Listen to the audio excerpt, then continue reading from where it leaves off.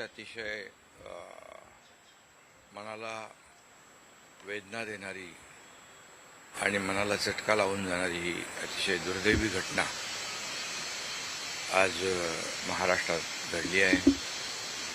खरं म्हणजे असं कुणाच्या स्वप्नातही वाटलं नसेल की अजितदादा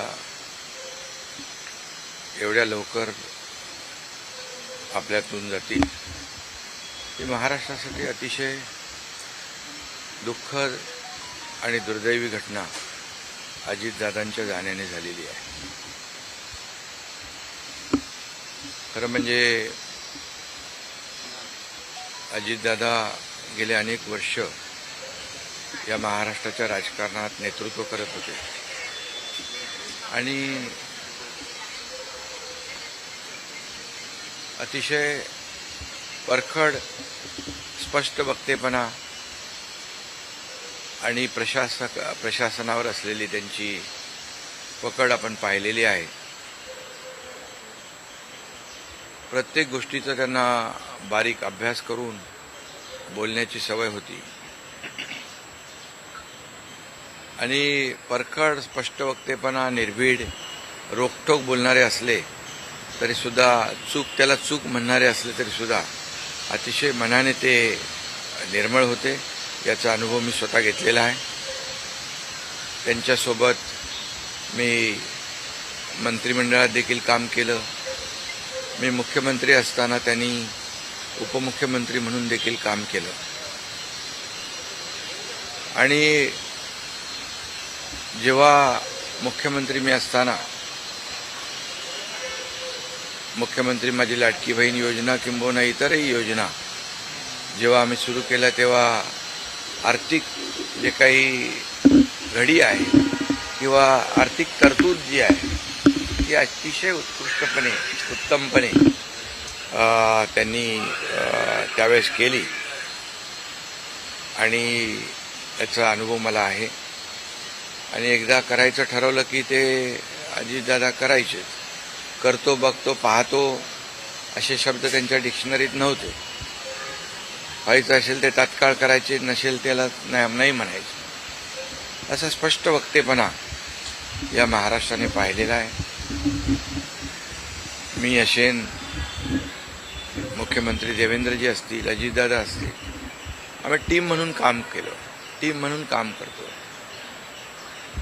आमच्या वेळाही कामाच्या वेगवेगळ्या, आम्ही पहाटे उशिरापर्यंत काम करतो. अजितदादा पहाटे लवकर काम सुरू करतात, देवेंद्रजी दिवसभर काम करतात. आणि अजितदादांनी 6-6 वाजता देखील अपॉइंटमेंट दिलेल्या अधिकाऱ्यांनी आणि लोकप्रतिनिधींनी पाहिलेल्या आहेत. अतिशय वेळेचं महत्त्व आणि वेळेचं भान ठेवणारा नेता हरपलेला आहे. खरं म्हणजे काल परवाच आमची एका कार्यक्रमामध्ये भेट झाली.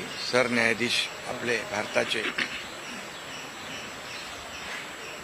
मुंबईत आले होते आणि ते येण्यापूर्वी आम्ही तिथंच एका चेंबरमध्ये बसलो होतो आणि त्यावेळेस झालेल्या चर्चा, गप्पा गोष्टी, आजही सकाळी जेव्हा मला त्यांची ही घटना कळली तेव्हा तेच समोर त्याच आठवणी काल परवाच्या येऊ लागल्या.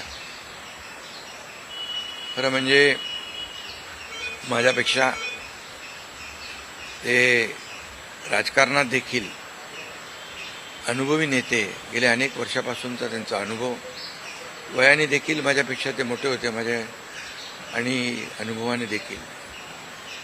आणि म्हणून त्यांना राज्यातल्या अनेक विषयांचा गाढा अभ्यास होता. अनेक विभाग त्यांनी हाताळले होते. याचा राज्याला फायदा होत होता. मंत्रिमंडळात देखील ज्यावेळेस काही विषय यायचे त्यावेळेस आपल्या राज्याची आर्थिक परिस्थिती अशी आहे, आपल्याला सर्वांना काटकसर करावी लागेल, अशी अगदी निर्भीडपणे सांगणारे अजितदादा देखील आम्ही अनुभवलेत. शिस्तीचा नेता म्हणूनही आम्ही अनुभवलेला आहे.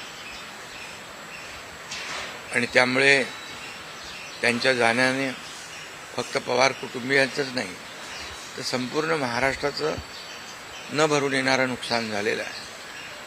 आणि माझ्यापेक्षा वयाने मोठे असल्यामुळे एक जी काय आमची गेल्या अनेक वर्षापासूनची जवळीक निर्माण झाली होती, त्यामुळे राजकारणातले आम्ही तिघजण एक टीम म्हणून काम करत असलो तरीसुद्धा एक मोठा भाऊ हरपल्याची गेल्याची भावना देखील दुःख देखील माझ्या मनामध्ये आहे.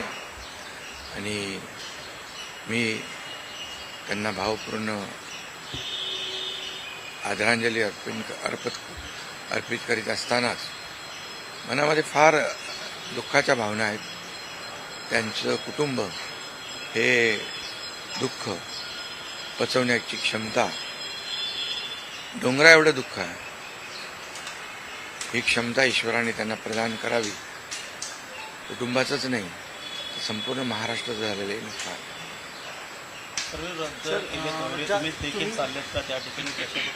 हां, मी आणि मुख्यमंत्री देखील आम्ही जातो आहे. आमचे सहकारी आमच्यातून गेलेत, त्याचं दुःख आहे. म्हणजे सभा होत्या त्याही आज आम्ही रद्द केलेल्या आहे. सर, एक विचार असं वाटतं की तुम्ही आता उल्लेख केला की 2 दिवसांपूर्वी त्यांच्या जवळपास 1-1.5 तास तुम्ही बसलेले होतात, दोघंच खूप गप्पा झाल्या त्या चेंबरमध्ये. असं काही एक त्यांच्या किंवा मंत्रिमंडळात देखील असताना अशी काही त्यांची इच्छा, एखादी योजना किंवा एखादं त्यांना करायचं होतं की तुमच्याशी त्यांनी शेअर केली, आपण हे करूया मिळून महाराष्ट्रासाठी, असं काही? नाही, आम्ही आतापर्यंत एकत्र जेव्हा तेही उपमुख्यमंत्री होते तेव्हा मी मंत्रिमंडळात होतो.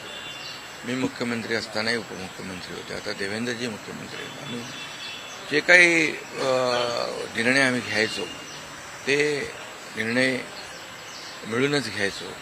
आणि मग एकदा एखादी सूचना आली की मग त्याला तिघांनी बळ देऊन ते पूर्ण करायचं. अजितदादा देखील एकदा कधी असंही म्हणायचे की आपली आर्थिक आपली जी काही अर्थव्यवस्था महाराष्ट्राची आहे, काही नवीन योजना केल्यामुळे आपल्याला काटकसर करावी लागेल, पण जेव्हा काही निर्णय आपल्याला घ्यावेच लागतील त्यावेळेस मात्र ते मागे हटत नव्हते. आणि याचा अनुभव देखील आम्ही घेतलेला आहे. साहेब, न भरून निघणारी पोकळी सातारा असेल, पश्चिम महाराष्ट्र या ठिकाणी देखील कशा प्रकारची तुम्ही पोकळी भरून काढणार आहे? नाही, यामध्ये साताराच नाही आहे तर त्यांचं जे असलेलं जे काही अनुभव आहे हा महाराष्ट्रासाठी होता. त्यांनी प्रतिनिधित्व केल्यामुळे मला वाटतं फार मोठं नुकसान झालेलं आहे, न भरून येणार.